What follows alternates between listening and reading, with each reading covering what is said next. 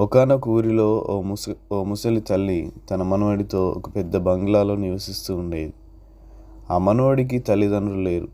ఒకరోజు ఆ బంగ్లా అగ్ని ప్రమాదానికి గురై కాలిపోతుండెను. అప్పుడు అక్కడ చుట్టుప్రక్కన ఉన్న వారందరూ పరుగు పరుగున వచ్చి చూడగా ఆ మనవడు పై అంతస్తులో మంటలలో కదలలేని స్థితిలో పడిపోయి రక్షించండి రక్షించండి అని గట్టిగా కేకలు పెడుతున్నాడు.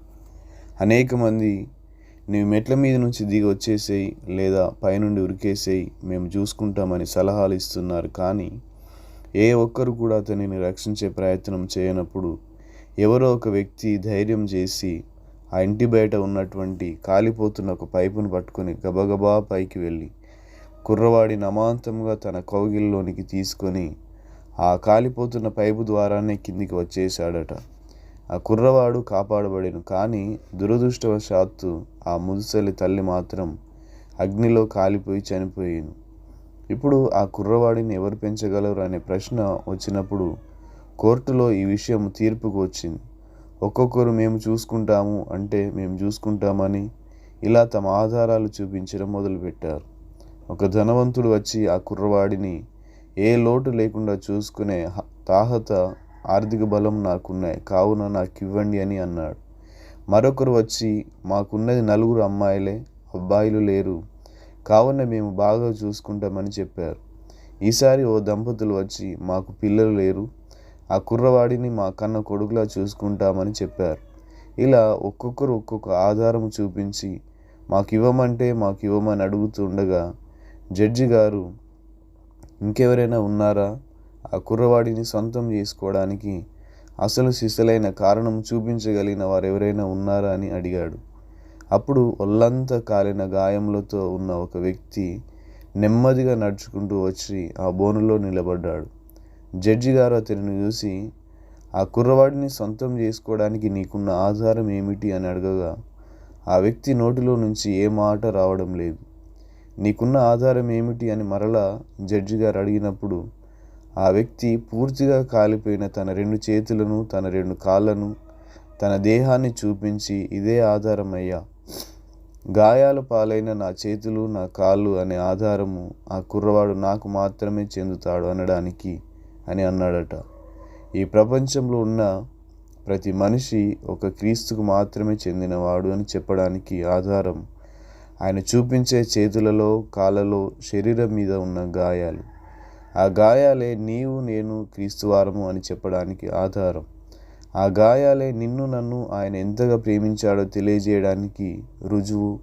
ఈ లోకంలో చాలామంది దేవుళ్ళు, దేవతలు, అవతార పురుషులుగా పిలువబడుతున్నారు. మనుషులందరూ కూడా మాకు చెందినవారు అని చెప్పే హక్కు బహుశా వారికి ఉండదేమో, కానీ అసలు సిసలైన ఆధారం మాత్రం వారికి లేదు. కానీ ఎవరైనా యేసుక్రీస్తుని చూసి అయ్యా, ఎందుకని ప్రజలు నిన్నే నమ్మాలి, ఎందుకని ప్రజలు నిన్నే ఆరాధించాలి, ఎందుకని నిన్నే ప్రేమించాలి, ఎందుకని నీకే అంకితం కావాలి, ఏమిటయ్యా నీ దగ్గరున్న ఆధారం అని ప్రశ్నిస్తే యేసుక్రీస్తు నీ కోసం, నా కోసం, ప్రజలందరి కోసం నలగొట్టబడిన తన శరీరమును, ముళ్ళ కిరీటముతో రక్తమయమైన తన శిరస్సును, మేకులతో గాయాల పాలైన తన చేతులను, శీలలు కొట్టబడిన తన కాళ్ళను చూపించి చెప్పగలరు, మీ మీద ఉన్న నా ప్రేమకు నిదర్శనం ఇవే అని. ప్రియ దేవుని బిడ్డలారా, నీ కొరకు, నా కొరకు, మన కొరకు క్రీస్తు శిలువకు కొట్టబడ్డాడు. తన ప్రేమను అంతగా చూపించడానికే తనను తాను శిలువకు అప్పగించుకున్నాడు. మన పాపిష్టి తలంపులను బట్టి ఆయన శిరస్సు మీద ముళ్ళ కిరీటం పెట్టబడింది, రక్తము చిందించబడింది.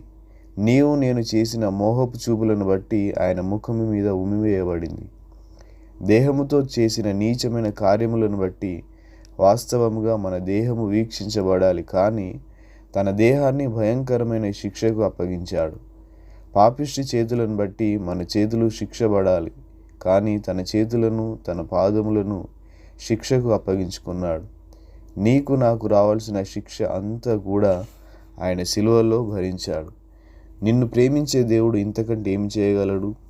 ఈ లోకంలో ఇంత ప్రేమ కలిగిన దేవుడు యేసుక్రీస్తు కాకుండా ఇంకెవరైనా దొరుకుతారా? ఇంతగా నిన్ను ప్రేమించే దేవుడు యేసు కాకుండా మరెవరైనా ఈ భూమి మీద నీకు కనిపిస్తారా? ఒక్కసారి ఆలోచించు.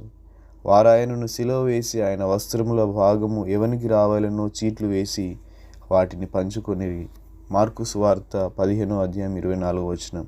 ఆయనకున్నటువంటి వస్త్రాన్ని తీసివేసి అర్ధనగ్నముగా శిలువ మీద వ్రేలాడదీసి అంతమంది సైనికులలో ఆ వస్త్రం ఎవరికి వస్తుందా అని చెప్పి చీట్లు వేశారట. ప్రియ దేవుని బిడ్డలారా, ఆ రోజు యేసుక్రీస్తు వస్త్రహీనుడుగా శిలువ మీద వ్రేలాడిన కారణము పాపముతోనూ అపరాధములతోనూ నగ్నముగా తయారైన మనలను, నీతిమాలిన జీవితాన్ని జీవిస్తున్న మనలను నీతి వస్త్రములతో కప్పడానికే ఆయన తన వస్త్రములను పోగొట్టుకున్నాడు. ఆనాడు తాను పోగొట్టుకున్న తన వస్త్రము సైనికులలో ఒకడికే చీటి ద్వారా చెందుతుంది. కానీ ఈనాడు తాను ఇవ్వాలనుకుంటున్న నీతి వస్త్రము దీని ద్వారా ఇవ్వడం లేదు, కానీ ఉచితముగా ప్రతి ఒక్కరికి ఇవ్వడానికి సిద్ధముగా ఉన్నాడు. ఒకవేళ చీటి ద్వారా తాను ఇవ్వదలిస్తే ఇన్ని కోట్ల మందిలో ఎవరో ఒక్కరికే నీతి వస్త్రం దొరికేది. ప్రభువా, నాది మలినమైన జీవితము, పాడైపోయిన పతనమైపోయిన పాపంలో కూరుకుపోయిన జీవితము ఈ జీవితం వలన నాకు, నా ఇంటి వారికి సుఖము, సంతోషము, సమాధానము లేదు. ఆ నీతి వస్త్రము నేను పొందుకోవాలని ఆశపడుతున్నానని ఆయనను అడిగితే చాలు ఉచితముగా నీకు నాకు ఇవ్వడానికి సిద్ధముగా ఉన్నాడు. గనుక అడగడానికి సిద్ధపడదాం. అందరికీ వందనాలు. Praise the lord.